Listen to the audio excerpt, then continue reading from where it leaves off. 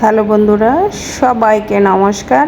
আশা করি যে যেখান থেকে এই মুহূর্তে ভিডিওটি দেখতেছেন সবাই ভগবানের অশেষ কৃপায় ভালো আছেন, সুস্থ আছেন। এখানে আমি হলুদ মরিচ গুঁড়া, স্বাদমতো লবণ আর মাছ দিয়ে প্রেসার কুকারে আমি দিয়ে সিদ্ধ করে নিলাম। সামান্য একটু পরিমাণ জল দিয়েছিলাম যাতে নিচে লেগে না যায়। মাছগুলো সিদ্ধ হয়ে গিয়েছে, প্রেসার কুকার থেকে নামিয়ে নিলাম। ঠান্ডা হয়ে গেলে মাছগুলো থেকে আমি কাটা ছাড়িয়ে নেব। আমি সবগুলো মাছ থেকে কাটা ছাড়িয়ে নিচ্ছি।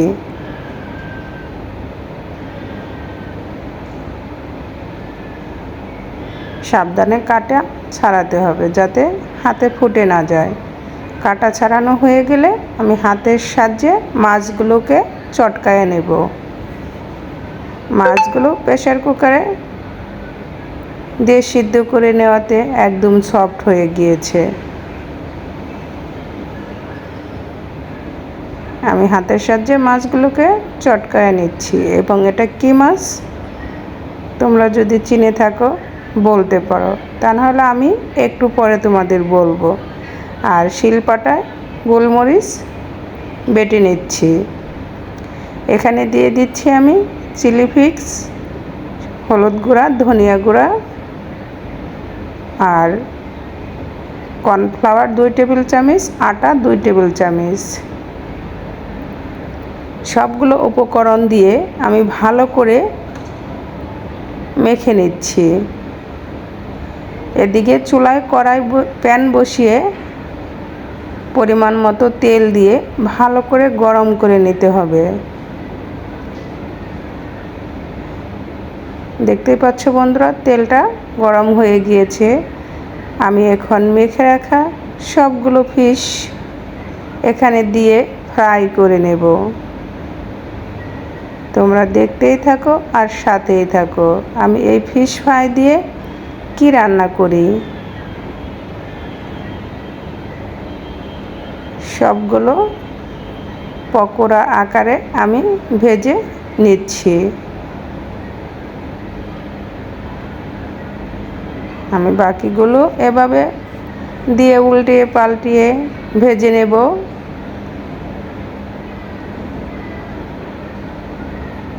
তবে যে যেখান থেকে এই মুহূর্তে আমার ভিডিওটি দেখতেছো প্লিজ ভিডিওটি দেখার শুরুতেই একটা লাইক দিয়ে দিবে,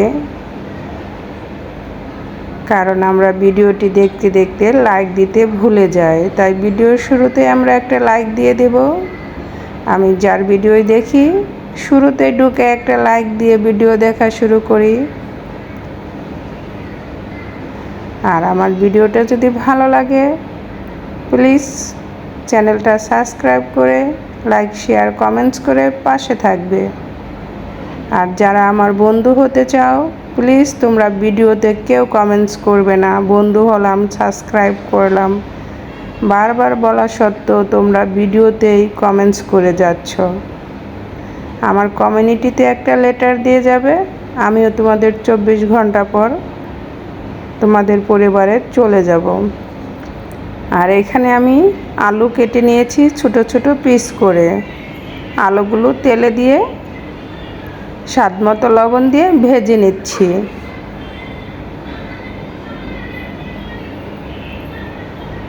আমি আলুগুলো এভাবে ভেজে চুলা থেকে নামিয়ে নিলাম।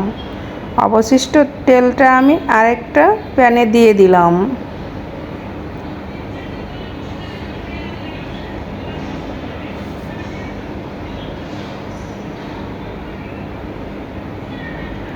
আরেকটা চুলায় আমি পানি গরম বসিয়েছি।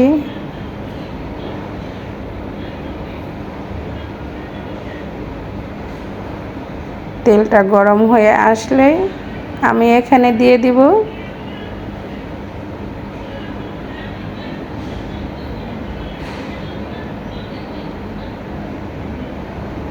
তেজপাতা, এলাচ, দারচিনি আর পেঁয়াজ কুচি। তোমরা কি বুঝতে পারতেছো আমি কি রান্না করতে যাচ্ছি? যদি বুঝতে না পারো তবে সাথেই থাকো আর দেখতেই থাকো, একটু ধৈর্য সহকারে ভিডিওটা দেখো। আর এখানে দিয়ে দিলাম আদা রসুন বাটা। আর এখন দিয়ে দিচ্ছি আমি চিনি গুঁড়া চাল। এই চালটা দিয়ে আমি ভালো করে কষিয়ে নেব।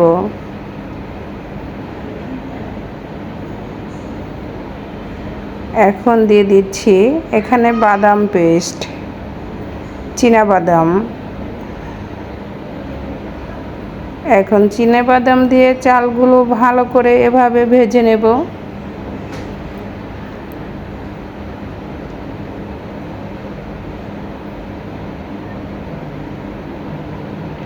এখানে চাইলে তোমরা কাজু বাদাম কিশমিশ ও দিতে পারো। আর আমি দিয়ে দিলাম এখানে গরম জল, চালের ডাবল আমি জল দিয়ে দিলাম। এখন নেড়ে চেড়ে দিচ্ছি। আর দিয়ে দিচ্ছি সাথে কাঁচামরিচ। কাঁচামরিচের মুখটা আমি একটু কেটে দিয়েছি। ঢাকনা দিয়ে ঢেকে দিলাম। আর এখানে দিয়ে দিচ্ছি ফ্রোজেন করে রাখা গাজর। আমি গাজরটাকে গ্রেট করে ডিপ ফ্রিজে রেখে দিয়েছিলাম। এখন দিয়ে দিচ্ছি স্বাদ মতো লবণ। এখন নেড়ে চেড়ে দিচ্ছি। দেখতেই পাচ্ছ বন্ধুরা, গাজরটা দেওয়ার সাথে সাথে চালের সাথে মিক্সড হয়ে যাচ্ছে। ফ্রোজেন করা গাজর গ্রেট করে রাখলে এভাবে সাথে সাথে দিয়ে দিতে হবে। আর এখানে দিয়ে দিলাম আমি টক দই 1 চামচ, বড় চামচের 1 চামচ টক দই দিয়ে দিলাম। এখন ঢাকনা দিয়ে ঢেকে চুলার আঁচটা লো মিডিয়াম আঁচে রেখে রান্না করে নেব।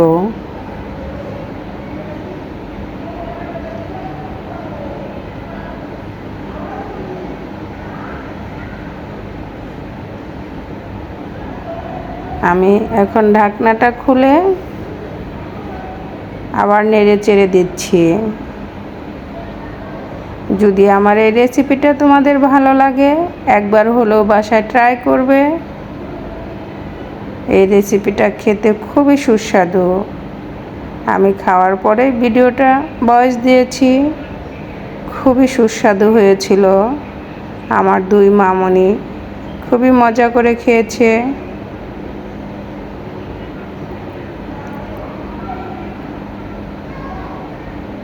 দিয়ে দিচ্ছি 1 টেবিল চামচ ঘি।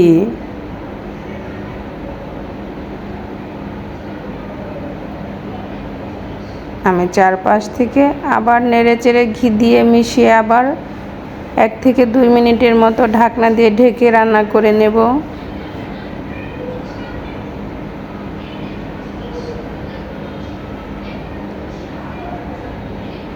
যারা এত সময় ধৈর্য ধরে আমার ভিডিওটি ফুল ওয়াচ করতেছো তাদের সবাইকে অনেক অনেক ভালোবাসা। আমি আবার ঢাকনাটা খুলে নিচ্ছি।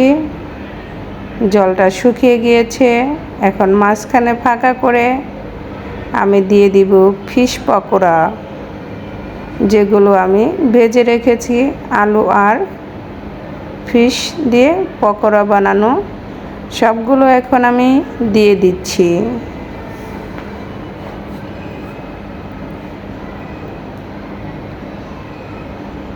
এখন সবগুলো পকোড়া দিয়ে আমি রাইসের সাথে মিশিয়ে নেব। আমি কি ফিশ দিয়ে পকোড়া বানিয়েছি সেটাই তোমাদের এখন বলবো। অনেকেই আমরা মাছটা খেতে পছন্দ করি, আবার অনেকেই করি না। তবে ছোটো বাবুরা এই মাছটা খেতে খুবই পছন্দ করে। মাছটাতে কাঁটা কম, খেতেও খুবই সুস্বাদু। আমাদের বাসার সবাই আমরা এই পাঙ্গাস মাছটা খাই, কারণ এই মাছে কাঁটা কম। আমার মেয়েরা খুবই পছন্দ করে। পাঙ্গাস মাছটা স্বাস্থ্যের জন্য খুবই ভালো।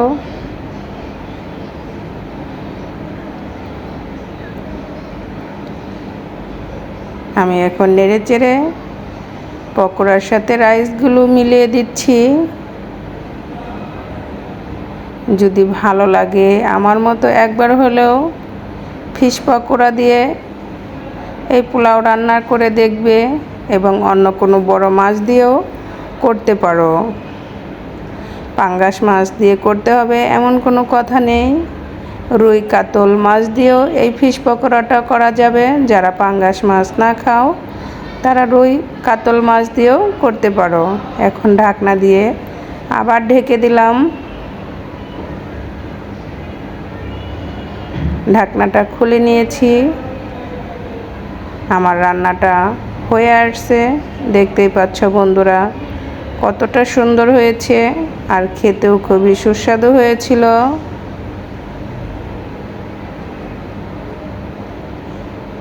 তোমরা বাসায় একবার হলো আমার মতো ট্রাই করে দেখবে, আমাকে কমেন্টস করে জানাবে কেমন হলো আমার রেসিপিটা। ফিশ পকোড়া দিয়েও পোলাও তৈরি হয়ে গেল। অল্প উপকরণ দিয়ে খুব সহজে রান্না করে নিলাম।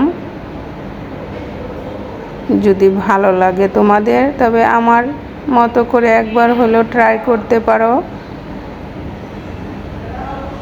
তবে সবাই ভালো থাকো, সুস্থ থাকো, এই প্রার্থনায় ঈশ্বরের কাছে